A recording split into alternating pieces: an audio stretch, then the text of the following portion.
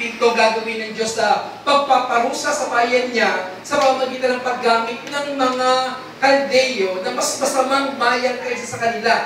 Kaya sa kanyang pag-aalala, sa kanyang pagdaramdam, sa kanyang mga pagtatanong, sa kanyang mga pag-aalilangan, maaaring umukit sa kanyang kalooban, sinagot siya ng ating Diyos. Sa Kabanatang 2, ipinakita niya may panahon siya para sa mga Kaldeo kung paano ang Diyos ay makatarungan at ang Diyos ay naghahari sa lahat ng pagkakataon. At nang marinig ni Habakuk ang lahat ng katugunan ng ating Panginoon, pakikita natin sa pagbubukas ng Kabanatang 3 ay nagkaroon ng pagsambit ng panalangin ang ating propeta. Kaya nga, mabasa natin Kabanatang 3, the prayer of Habakuk. But then, pag binasa mo siya, pag pinag-inanalyze mo, yung prayer niya is makikita mo na umino, magmula sa panalangin ay naging pagpupuri sa Diyos. In fact, makikita po ninyo na noong mabukas ang Kabanatang 3, chapter 3, verse 1, ang sabi po rito, the prayer of Habakuk the prophet according to Shigionot. Okay, yung Shigionot po is a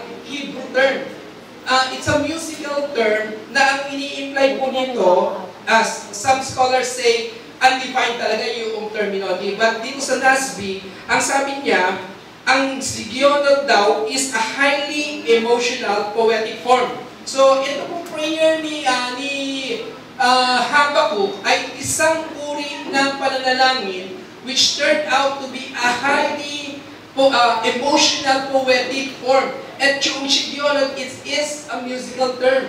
So, yung panalangin po ni Habakuk ngayon, magmula sa panalangin, uminog siya patungo sa isang awitin. So nakabuo ng isang awitin ng ating propeta sa pamamagitan ng pagtugon ng Diyos sa kanyang mga katanungan at napagtuhanan niya na ang Diyos ay talaga kumikilos sa kanilang mga buhay. Kaya sabi niya, ito ang aking Shigionot, ito ang aking madamdaming tula na iniaalay sa Panginoon sa pamamagitan ng isang awitin. So yung prayer ay naging awit. At hindi lamang iyon, nagpapatutuo na ito ay isang musical piece.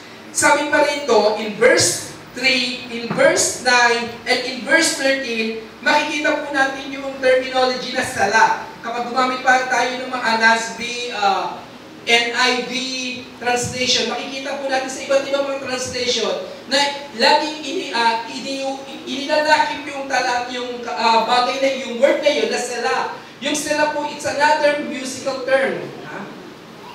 Okay, sorry.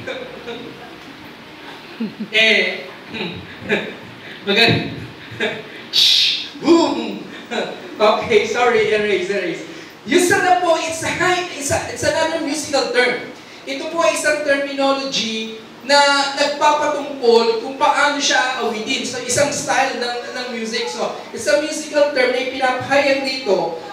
Sinabi siya, isa siya Shigionot, isa siyang sala, ipinapahayag na it's a musical term. Then again, nag-end po chapter na sinasabi dito ni Habakuk to the choir master. So makikita po natin, in verse 19, sabi rito, for the choir director on my string instruments. So inaalay niya yung matapos siya yung kanyang panalangin na isang highly poetic form, highly emotional poetic form, at sinabi niya, nilakipan niya ng sala, which means pause pala. Yung ibig sabihin ng sala, it's a pause. Paghinto upang tunghayan yung mga naunang nabanggit, yung upang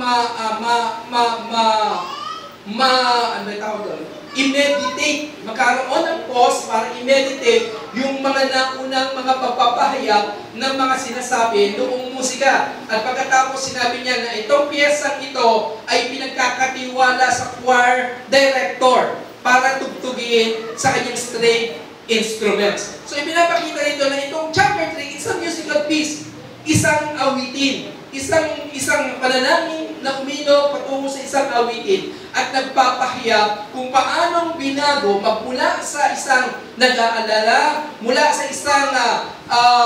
isang nalulungkot na propeta, bumago ang lahat ng kanyang kaisipan, ng kanyang katauhan at lumipat siya patungo sa isang propeta na nagbibigay ng papuri, ng pagtitiwala sa ating Diyos na lumikha ng lahat ng bagay. Kaya ngayon, hindi na siya malungkot. Ngayon, hindi na siya masakit ang ulo. Ngayon, nakita natin nakataas ang kanyang mga kamay at nagbibigay ng papuri sa Diyos. At sa umagang ito, tunghayin natin, the sound of faith. Na ang pananampalataya pala ay mayroong tunog, mayroong musikang nalilikha, mayroong tayong maririnig ng mga tugtugin at iilan lamang ito sa mga tunog na maaari natin madinig. Sabi niya ni Pablo sa aklat po ng Roma, chapter 10, verses 9 and 10, sabi rin, if we confess with our mouth, okay? Di ba sabi rin, we confess, so may sound talaga ang pananampalataya. Merong pagbubuka ng mga labi, merong pagpapait. If we confess, if we believe in our heart, and confess with our mouths, if we believe in our hearts, and confess with our mouth that Jesus Christ is Lord, sabi roon, ay tayo ay makakatagpo ng pagliligtas ng ating Panginoon. Kaya nga, napaka-importante, pag nilay natin ang kabalatang ito, nagpapahayag ng isang napakagandang musika, isang napakagandang tugtugin na nalikha bilang pagpapahayag ng ating mga pananampalataya. Di ba nga? Pansinin natin na halos karamihan ng lahat ng mga awitin na nalikha ay magpapahayag ng mga pananampalataya, yung nagtukad kung paano siya nabubuhay sa Panginoon, kung anong ginawa sa Kanya ng Diyos. Iba't ibang mga awitin, yung mga naranasan niya ng Diyos. It's because yung pananampalataya, ipinagkaloob sa Kanya ng Diyos ay patuloy na umaapaw sa Kanyang kalooban at nagbibigay sa Kanya ng isang napakagandang musika na inaawit niya sa Panginoon. Kaya nga, number 1, tingnan natin na ang tugtugin ito. Sabi po ng verse, yung unang talata na ating tututuhin is verse 2. Sabi po, O Lord, I have heard the report about you and I fear. O Lord, revive your work in the midst of the years. In the midst of the years, make it known. In wrath, remember mercy. In fact, itong verse na ito ay naging isang napaka-popular na awitin. Sabi roon ng ibang translation na ginamit din, sabi roon, Lord, we have heard of your fame. We stand in awe of your wonderful deeds, O Lord. Lord, we have heard of your fame. We stand in awe of your wonderful deeds. Sabi, renew them in our days. Sabi, Lord, revive your work in the midst of our youth. Sabi, renew them in our days. In your wrath, remember mercy. In our time, make them known. So ngayon, nagbigay ng isang napakagandang awitin ng ating propeta. At ang tugtugin kanyang inaawit ay patungkol sa katanyagan na patungkol sa Diyos. It's about the fame of God. Yung pananampalataya natin ay nakafocus doon sa katanyagan ng ating Diyos. Lord, we have heard of your fame. Panginoon, nabalitaan namin ang iyong katanyagan. Ibig sabihin yung mga bagay na nangyari sa nakalipas. Lord, we have heard of your fame. Yung mga ginawa mo sa nakalipas, nabalitaan po namin yon. Yung mga bagay na isinakatuparan mo ng mga nagdaang panahon in the old times, in the days of ancient, sa ibang mga translation, in the days of ancient, we have heard of your report at kami ay tumatayo sa harapan mo na nanginginig sa takot. Yung fear dyan, it's not the fear na nararamdaman natin pag hinohold up tayo. It's not the fear na kapag ikaw ay dalalagay sa isang mapanganib na sitwasyon. It talks about the reverential fear. It talks about yung pagkakaroon ng pagkatakot na nagpapatungkol sa Diyos. Hindi siya natatakot ka lumalayo sa Diyos, kundi humahanap tayo sa Diyos, natatakot tayo sa Diyos sapagkat siya ay Diyos ng mga Diyos, hari ng mga hari, Panginoon ng mga Panginoon, at walang papatay sa Kanya, tayo humahanap sa Kanya na talagang tayo ay napupuno ng pagsamba, napupuno tayo ng paghanga sa Diyos. In fact, maraming pagkakataon sa aklat ng Biblia, even Isaiah, na makita niya sa Diyos, sabi niya, Lord, patay na ako. Nakita kita, anong mangyayari sa buhay ko? Mamamatay ako sapagkat nakita kita kasi every time that we come into the presence of God, He is a holy God and we are a sinful man. Doon sa kalalagayan iyon, tayo ay nanginginig sa takot sa harapan ng Diyos. It's the reverential fear. Yung paggalang, yung pagrespeto, yung pagsamba na karapat dapat sa Diyos ay ipinagkakaloob niya dahil sa nakikita niya kung sino at kung ano ang Diyos. Kaya sabi niya, Lord, nabalitaan namin yung mga ginawa mo ng mga nakalipas. At ngayon, tumatayo kami sa harapan nyo na nanginginig sa pagsamba. Na kami, O o Diyos ay lumalapit sa inyo, humahanga kami sa lahat ng mga ginawa mo at ibinibigay namin sa inyo ang mga pagsamba, karapat dapat sa iyo. Sabi niya, Lord, revive your works in the midst of the years. Sabi noon, yung revive yan is to perfect. Yung salitang revive, it means to perfect. Yung ginawa mo na kalipas ay patuloy mong isakatuparan sa amin ang sa iyo, patuloy kami mahubog at patuloy kami maging perpekto sa harapan mo. To continue the work of the Lord, kasi nga sabi natin, ang Diyos hindi palaging tapos sa atin. Hanggat narito tayo sa sitwasyon natin ito, hanggat narito tayo sa panahon natin ito, ang Diyos hindi natatapos sa magawa niya sa ating mga buhay. Patuloy, paulit-ulit na gumagawa ang Diyos. At sabi ni Habakuk, Lord, perfect your work in us. Sabi na ni Jude, it is God who is able to keep us from falling. It is God who is able to make us perfect. Ang Diyos ay may kakayanan, may kapangyarihan tayo ay patuloy na hubugin at baguhin upang tayo ay maging perfecto sa kanyang harapan.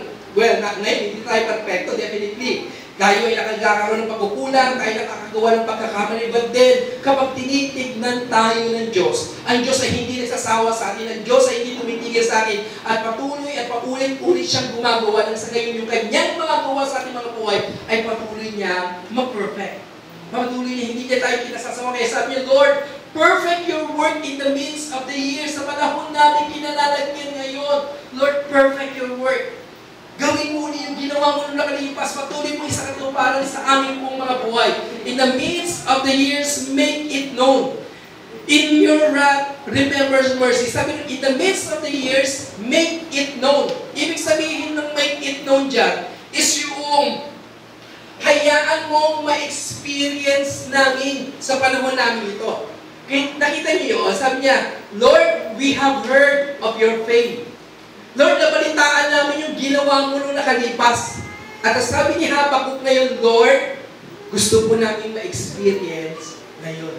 Di ba, ang ganda ng panalangin ito, yung pagpupuring ito, Lord, alam namin yung ginawa mo dati. Lord, alam namin kung ano yung isinakatuparan mo dati. Lord, alam namin kung ano yung nangyari dati. Pero Lord, gusto ko yung ngayon, maranasan po namin kung ano yung ginawa mo nung nakalipas. Di ba?